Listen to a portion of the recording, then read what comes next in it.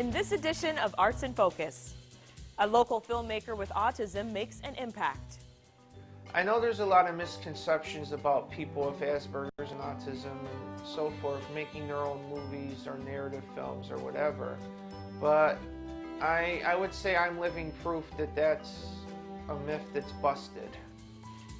A nature photographer shares his secrets for capturing stunning action shots. Making beautiful pictures is just a matter of time. A young artist whose artistic maturity is well beyond her age. My style of art right now, I think, would be just whatever inspires me at the moment. And a musician fascinated with music from the Iberian Peninsula. If you go there and stay there for a long time, it'll inform the music much more than, say, reading a book. It's all ahead in this edition of Arts in Focus.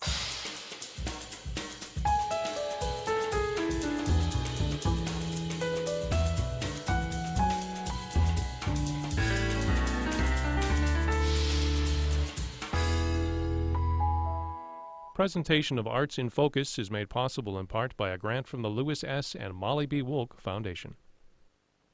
Hello, I'm Sasha Ann Simons, and this is Arts in Focus, showcasing the vibrant and growing arts and culture scene in Rochester and beyond. Local filmmaker Adrian Esposito may be young, but he has already made many films, often about social issues. Having Asperger's himself has made him passionate about telling stories about people with disabilities.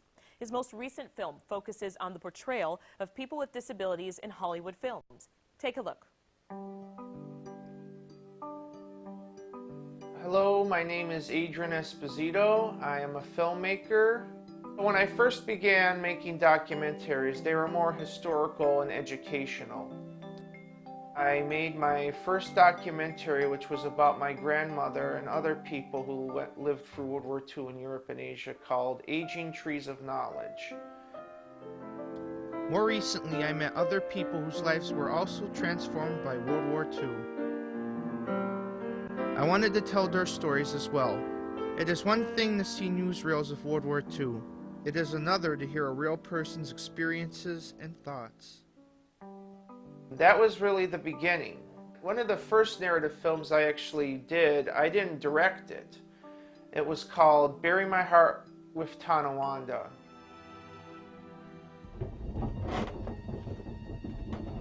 John, what are you doing?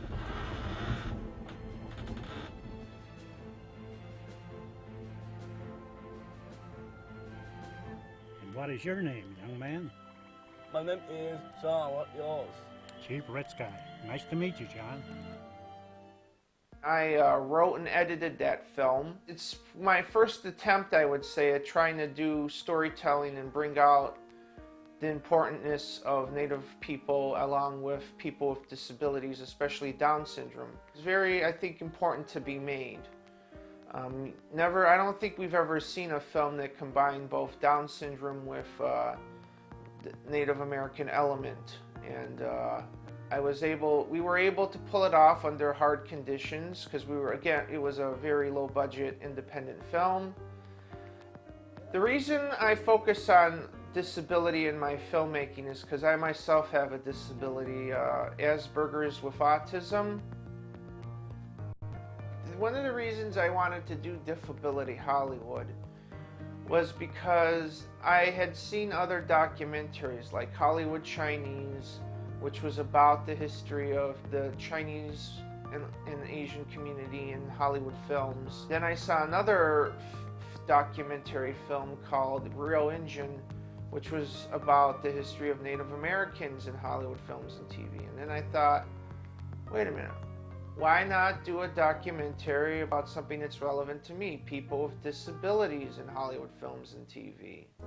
Even though we make up 20% of the population, we do not make up 20% of the population of characters on screen.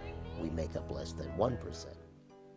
One of the main goals for Disability Hollywood is to eventually see people with disabilities like with Down syndrome or cerebral palsy as the action hero in movies, you know, not just as the victims or saints or whatever, but to show us as the next Jason Statham, for example.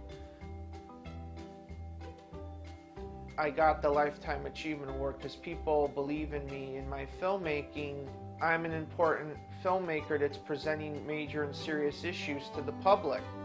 I thought it was a real honor to get the Lifetime Achievement Award. What was really special for me to get that was not the award itself, but was seeing people tell you how much importance it is to them in their lives, and how, oh, I'm going to show this at my college, or, oh, this was really interesting, informative film, Adrian, or, oh, this is going to be the next cult classic, or something like that. I think that's the biggest payoff. I know there's a lot of misconceptions about people with Asperger's and autism and so forth making their own movies or narrative films or whatever, but I would say I'm living proof that that's a myth that's busted. I have done films, I will keep doing movies, and I feel that just because I have Asperger's, I'm not going to let that hold me back. For more information, visit Adrian's website at espocinema.wordpress.com. Adrian's newest film, Diffability Hollywood, will be playing at a special screening at the Little Theater this coming Thursday, March 2nd at 6 p.m. There will also be a question and answer session with Adrian and Jack Garner after the screening. For more information, visit WXXI.org/include.